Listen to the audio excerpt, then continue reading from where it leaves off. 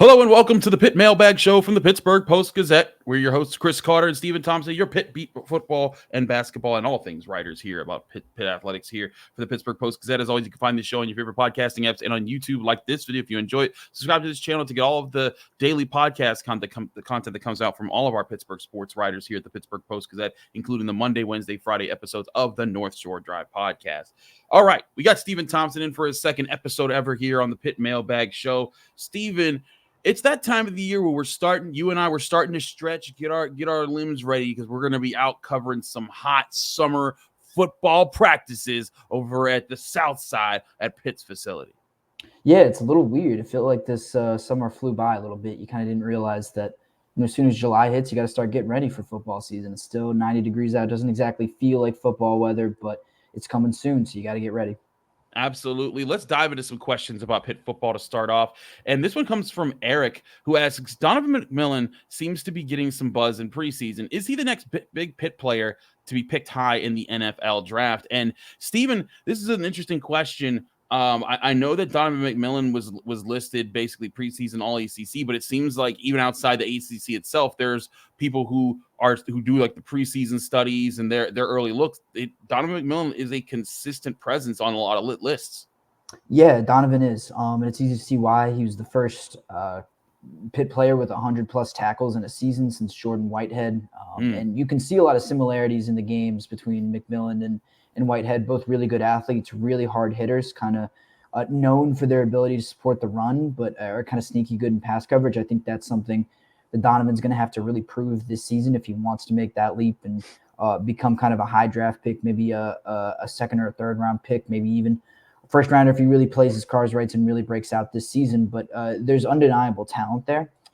It's just kind of rounding out and showcasing some parts of his game that I think a lot of other people see in him that he just hasn't exactly put on film. Last year, it was a lot of playing around the line of scrimmage. It was a lot of, kind of supporting the run. I mean, you think about how kind of poor Pitt was in their run defense last year, kind of unusually poor based on what, Pat Narduzzi defenses have put in the field in years past. And he was doing a lot of support there. He was having to, come up and fill gaps and everything like that, stop some runs from turning into longer gains. So, if he gets a little bit help from his front seven, if he's able to play in coverage a little bit more and showcase some of his abilities as a coverage guy, I think the sky is really the limit for Donovan McMillon, and you can already see the hype growing for him.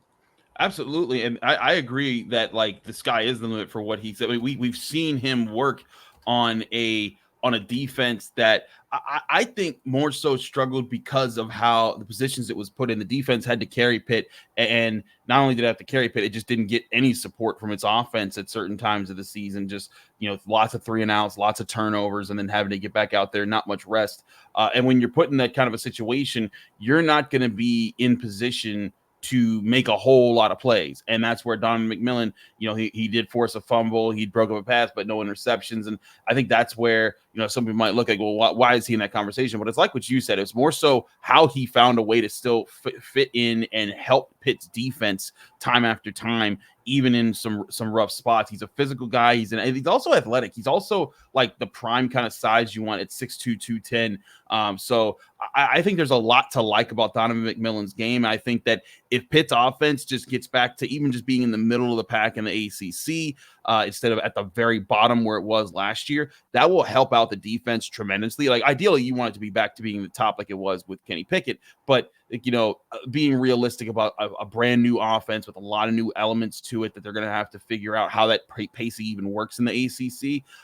If they can get back to middle of the road, I think that'll help Pitt's defense a lot, and it'll help guys like Donovan McMillon create more turnovers on the other side of the ball.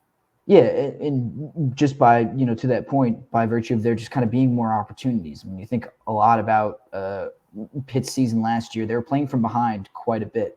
That allowed their opponents to run the ball a whole lot, kind of sit on leads, and you never really felt threatened by Pitt's passing offense or their ability to score quickly. So you didn't feel, if you were an opponent, the necessity to throw the ball a lot, to score quick, to kind of respond quickly and keep building bigger leads. I think teams were really comfortable controlling clock, running the football, and just kind of keeping the ball out of Pitt's hands and keeping the game in their own hands. If you're the offense, if you're able to put a little bit more pressure on your opponents, you force them to put the ball in the air a little bit more, You take the ball off of the ground and you create some more opportunities for turnovers, the type of which Pitt really needed desperately. That was one of the biggest things. I mean, the run defense, I think, was the most glaring difference from, 2023 to years past when the defense has been really strong, but also the ability to force turnovers. Pitt didn't force a ton of turnovers last year, but that's in due in large part because there weren't a ton of opportunities. Teams didn't feel the need to put the ball in the air, put the ball at risk to kind of keep pressure on Pitt because Pitt wasn't applying any pressure themselves. Absolutely. That's a big factor there. Let's continue with questions on football. Quincy sending the question, who's a player who isn't among candidates to be the first team All-ACC right now, who could be by the end of the season? Steven, this is always an interesting question about players. First team All-ACC, by the way, is like a really pretty significant honor. Like there's plenty of guys who are pretty good and they're still second or third team All-ACC. So if they're not in this list, it doesn't mean we think they're going to be good. It doesn't mean that we're it just means that like, hey, this is a big conference with a lot of talent in it. So, rising to the top of the top isn't easy to do, but I do think Pitt does have some players in the category. Give me your first guy who you think of when you think of that list. Yeah, I think a guy who's going really underrated, but couldn't end up being Pitt's best offensive lineman, and one of the best offensive linemen in the in the ACC overall is Branson Taylor. Figures to start at left tackle. I think finished the year really strong, as did kind of the rest of the rushing offense. It was his first year as kind of a full-time starter last year, and he kind of took his licks early, I think, like the rest of the team did, and I think slowly found more of his footing. I think it'll also help if he and the rest of the offense line can have a little bit more continuity. There were just so many injuries there that were really devastating. Taylor was able to stay healthy through a lot of them, but I think if he's able to stay healthy, if the rest of the line's able to stay healthy, you develop a lot more chemistry, you get a lot more reps with each other, and Taylor can be a guy who emerges as a real force on that offensive line. And, we were talking about draft picks, a guy who is kind of entering draft age could be one of those guys who maybe makes a leap to the NFL earlier than we think. I think Branson Taylor is really good. He's got great size. He's athletic. He's strong. I just think they're going to put so much trust in him as that starting left tackle around Nate Yarnell, and I think he's really going to run with that opportunity. If you're talking about guys who could make a leap from really not even on the radar for an All-ACC team, whether it be third or honorable mention to a first-team guy, I think Branson Taylor is the first one that I'm looking at. I like the Branson Taylor pick. I'm going to go with a chalk answer here. I'm going to say Gavin Bartholomew, simply because Pitt fans know how good Gavin can be. I think everyone has seen the potential there. He just hasn't been in an offense conducive to getting him the football, lately. And I think that's where if this offense can hum the way it's supposed to and can work and get him in space, I think Gavin Bartholomew can light it up with his athleticism, what he does. I think Gavin's a guy who, the tight end position can always be kind of weird as far as who's the best in different conferences, but he's a guy we've seen the potential for. It's just a matter of, can Pitt finally get him the football? They hadn't the last 2 years, really. Yeah, absolutely. And, college tight ends are kind of weird. Their usage just can vary so drastically. But I think there's no question that Gavin has to be a part of the offense and a big part of the offense if Pitt's going to be very successful this season. I'll stick with the offense. I think there's another guy on that offense, another pass catcher who could really benefit from this new system, and that's Konate Mumpfield. It's someone I've been kind of high on ever since he arrived at Pitt. Yep. The offense hasn't always been conducive to him in the same way, getting a ton of yards, getting a lot of receptions. But I think the way that Cade Bell's system is going to work, a guy like Mumpfield, who's a really sharp route runner, has improved, getting stronger and being a little bit tougher, to get some of those yards after the catch. I really think that Cade Bell is going to be able to put him in the right situations, and Nate Yarnell is going to be accurate enough to get him the kind of volume that a receiver needs to break into that first-team All-ACC kind of category. I think Mumpfield is certainly that talented, and I think, in the right system, he could take a massive, massive step forward, especially given the way that they plan on kind of moving him all around the field, manipulating the way that he creates matchups and exploits those matchups. That's the thing, is that Konate, and I've written about this a lot, I've talked about this a lot, where Konate is a guy who, when he gets into his footwork, he is as sharp as anybody in the ACC. He is quick to create space and to try to get you off your mark as a defensive back, and that's something he's very thoughtful of in the work that he does, and I've seen it. I saw it even before he got to Pitt, and then at Pitt, he's gotten better with it. And there were times, Steven, and you and I were sitting in the press box last year where you'd see Pitt was just out of a game, but you saw Canate still fighting, still finding ways to get open, to make ridiculous catches that he shouldn't have to make because of the throws that were made. Now, if he can be in a system that is, like you said, designed to help get him more opportunities like that, where his ridiculous plays are now at the end of really good efforts from the offensive structure and from the quarterback, then that can lead to not just, the occasional big 30, 40-yard play, but touchdowns in key moments of games that help get that recognition that gets you first team All-ACC. So I agree with Mumfield there. I'll switch to defense real quick, and I want to go with Nate Matlack, a guy that they got as a defensive end in the transfer portal. He could be a guy that if he can get into the backfield and cause some problems, he could be a really good talent to try to get back up in there. Pitt needs a sack man. They need a guy to step up and go get the quarterback. For years, they always had one, whether it was Kalijah Cansey, Rashad Weaver, Patrick Jones. They always had a guy that was going and getting the quarterback. And last year, Deion Hayes had moments, but there wasn't a consistent presence there, and that led to their problems. So I think that's where they need a guy to be that. And who knows, maybe Sean Fitzsimmons can do that. Maybe Nakai Johnson can do that. Maybe, Sincere Edwards can have a great start to his a great freshman year. But I'll go with the elder statesman of the group, and I'll say Nate Matlack is the guy to get that started. I absolutely love that pick. I think Matlack is in for a really special season. I think, and he's talked to us about this when we first met him and when he was going through spring practices. This system is going to fit him so much better than the one that he was playing in at Kansas State. He's really going to be able to pin his ears back, use his speed and his power, rushing the passer. This is a guy who made 39 career tackles over 3 years at Kansas State, but 16 of those were tackles for loss. 9.5 of them were sacks. Like, there is some big play potential here for Nate Matlack. And once they're able to unleash him, once they're able to kind of make him into a pass rush specialist, I think he's really going to flourish, and he could absolutely turn into those, like you mentioned, all those names like Patrick Weaver or Patrick Jones and Rashad Weaver. He could turn into one of those guys, no doubt in my mind. Especially, you just look at the production and you look at what he's been able to do, even in a system that limited. I think he has so much potential, and I think Pitt's going to really be able to unlock that for him. There's other guys that we could get to here, but we got other questions we got to talk about. We'll have a full position breakdown of all the different positions as we get to rolling out our preseason looks at Pitt football. But let's do some Pitt basketball real quick, and it's more so Pitt basketball alumni, because Derek asks, does Blake Hinson's early NBA Summer League action help his chances, and I guess chances to make the team? And will Bronny, of course, LeBron James Jr., cost him a roster spot? Steven, you and I were chatting about this. Blake Hinson did go off in a Summer League game this weekend. I believe he hit 5 3-pointers at one point. He went 5 of 7 in a 17-point outing for the Lakers. He's coming off their bench in their Summer League action. Now, he did have another performance that didn't produce nearly as much. He went 2 from 10 from the field on that one. I believe that happened Sunday evening. And so he wasn't great there, but he did have 8 points in that game. I think that the early performances in the Summer League, and you're a guy, you follow the NBA, you're a Celtics guy, so you've watched Summer League games before. It's kind of like NFL preseason. There's going to be times where players flash out and they look to someone like, oh, that guy's amazing, that guy's awesome, but then like that's not what the coaches are looking for in a specific moment.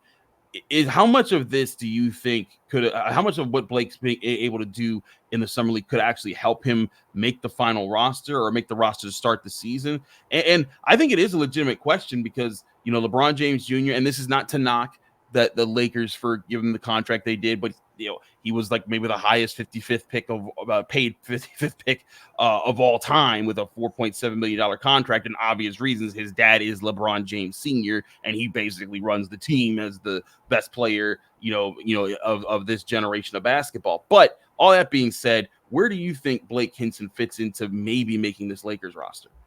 Yeah, I think Blake has a great chance. And I think these first couple of games, despite the kind of rough shooting night he had on Sunday, it did come, the day after his first game. He was playing a back-to-back, which is not something that college players are used to.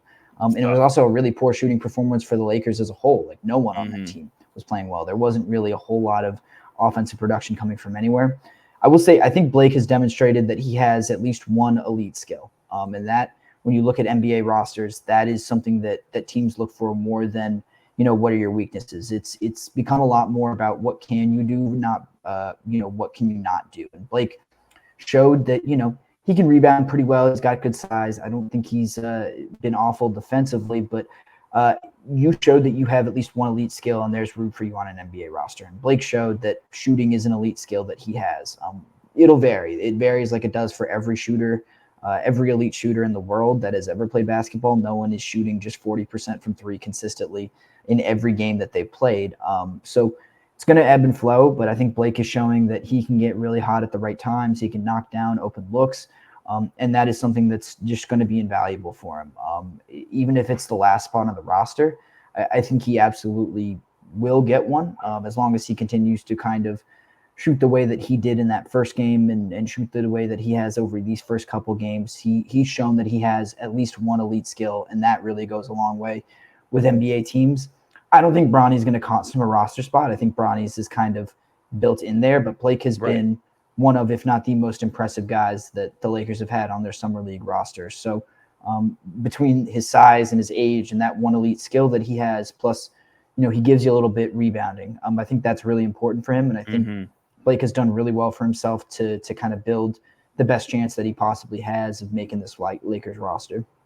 Yeah, I think a big factor there, like you said, his skill being shooting, I think is the big thing there, because the Lakers need shooters. They LeBron James is LeBron James. Anthony Davis is going to work inside, but they need guys to space the floor to help those guys do what they need to do inside. And LeBron can't shoot, but they need another guy that can help there, and having a big guy who can rebound and do that just all adds up to me to being a piece that the Lakers should want to be on the floor with them. But again, it's up to Blake Hinson to prove that he deserves to be there. And I think so far he's done a pretty good job of doing that. So we'll keep moving here. Lori asks a question: where does recently passed Bobby Grier stand in Pitt football history? And of course, this was a story that my partner here, Stephen Thompson, broke, by the way. The unfortunate passing of Bobby Grier, but he's a Pitt football legend that lived a full life, did a lot of amazing things. And, among the top of those accomplishments, he desegregated the Sugar Bowl in 1956. Stephen, can you break down just your perspective? You talked to his family. You obviously had to do a lot of research to kind of get to learn the perspectives of what he meant to that time of sports. What did you gather from where Bobby Grier stands in Pitt, an overall Pitt sports, Pitt athletics history? Yeah, I think putting it very mildly, Bobby Grier is one of the most important figures in Pitt football history and even United States football history or sports history. I would go as far to say, when he integrated the Sugar Bowl, it was a pretty dangerous time for Black Americans in the South. Emmett Till had just been murdered. Rosa Parks had just been arrested. There was some progress being made, but it was slow and it was marginal and still a very dangerous time. He showed a lot of courage and showed a lot of grace, I think, in the aftermath of it. He had so much support, but still faced so much hatred and racism, and stood tall in the face of it. And I think the way that he wore Pitt athletics very proudly, kind of off of that support, he knew that the administration had his back, the student body had his back, his teammates had his back. So I think that all lends itself to him being such an important figure. I think there are plenty of players who put up gaudier stats, who maybe won more significant games, who accomplished more on the field, but I think Grier's impact off the field kind of goes beyond anything that you could possibly accomplish on the gridiron. And I think he just kind of stands as a giant in that sense. It's not, when you think about the wider impact, the way that an athlete can impact the world at large, Bobby Grier did it as successfully and as gracefully and as powerfully as anyone, especially in Pitt history, has ever done it. To desegregate such an important game, a game that has lasted well into the future, that has become a staple of college football, one of the iconic events in the college football calendar. Bobby Grier is at the center of that, and if he doesn't do what he does, this world is not the same. College football is not the same, and certainly Pitt athletics is not the same either. Certainly, and you did a great job breaking that down, as well as you did writing the article about him. It makes me think back to, I think reading it, about, from the perspective of a writer covering it is always very interesting, because it's a way to learn it.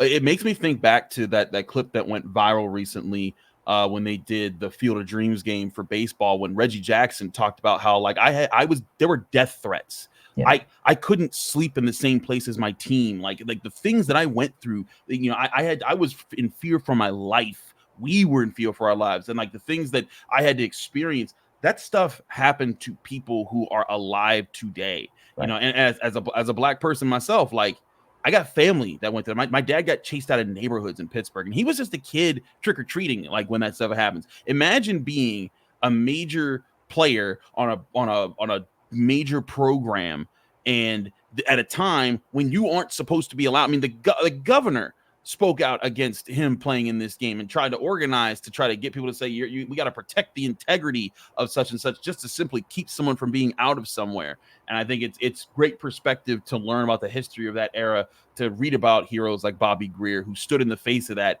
and still found a way to not only exist in that time, but excel in that time.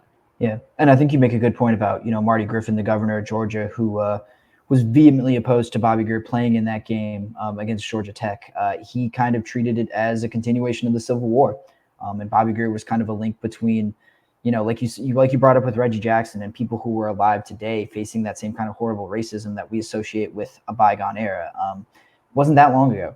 This stuff, we're not that far removed from it. We're not escaped from it. It's not simply a part of our past. It's something that we got to continue to push against and fight against. And I think Bobby Grier was kind of a link between an era that we thought was completely gone and today. And losing one of those links is really significant and obviously very sad. And it's something that, to honor his legacy and to honor his memory, I think we got to keep in the back of our mind that this stuff is real. It's consistent. It's still kind of pervasive in our society. We can't think that we're past it or that we're over it yet. Couldn't have said it better myself. Thank you, Stephen, on that. All right. After a very serious topic, let's get to a fun one here. And Ed tweeted at us this question. Ed said, all right, guys, what's your preferences on chicken wings? Hot, medium, or mild? And is it ranch, creamy blue, or no dressing on the side here? Stephen, I have a taste for chicken wings. We have hung out over this for years. So I'll let you start. Set the tone for us. What do you prefer here as far as how you do your wings? It's got to be hot. It's got to be hot. I mean, because always wings are about kind of the combination of a bunch of different things. The wings got to go with the sauce, which has to go with, whatever you're drinking, whether it's a beer or soda or something like that. Exactly. In order to fully appreciate, the drink that you're having, you got to have some hot wings and something to wash it down and something to kind of counter those flavors. That's also why it's all about ranch for me too. I feel like ranch is just very simple. It's understated, but it complements the hot wings very well, complements what you're drinking, and I feel like it all kind of goes together well. So got to be hot wings, and it's got to be ranch for me. Listen, we have similar taste here, hot wings and ranch. It depends on the day. Some days I may go medium because I'm like, I ain't trying to go all out. But there were days where Chris wouldn't just go hot. I'd be like, what's the nuclear flavor? Like what's the hottest of hot you got? And then I'll do some ranch to cool things down. So I shout out the Hot Ones. I love that show. But yeah, I'll do hot wings with some ranch on the side. I'll even dabble with some celery too, because kind of just like take little breaks, get some vegetation in, and then get right back to the wings. So absolutely there. Ed, thanks for the fun question. We get a lot of serious questions on here, but it's always fun to just kind of get into our personal personalities and our lives and such like that. But Stephen, we got another Pitt mailbag show in the books here. Thanks so much for joining us, everybody. Stephen, let people know where they can find you, follow you, get more of your work. Yeah, follow my writing at post-gazette.com, and then follow me on Twitter at Stephen E. Tom. That's where you can find all my work. I'll be posting it all there. Absolutely. He's Stephen Thompson. I'm Chris Carter. Follow me on Twitter and Instagram at Carter Critiques. Read my work, the same place you get Stephen, post-gazette.com. Find us here on the Pitt Podcast channel every Tuesday, breaking down your questions here on the Pitt Mailbag Show. And then when the season gets back up, we'll have our regular post-game shows and other content coming your way, along with all the Pittsburgh sports content that comes out from all of our Pittsburgh sports writers at the Pittsburgh Post-Gazette. Thanks again for tuning in, y'all. We'll see you next week here on the Pitt Mailbag Show from the Pittsburgh Post-Gazette.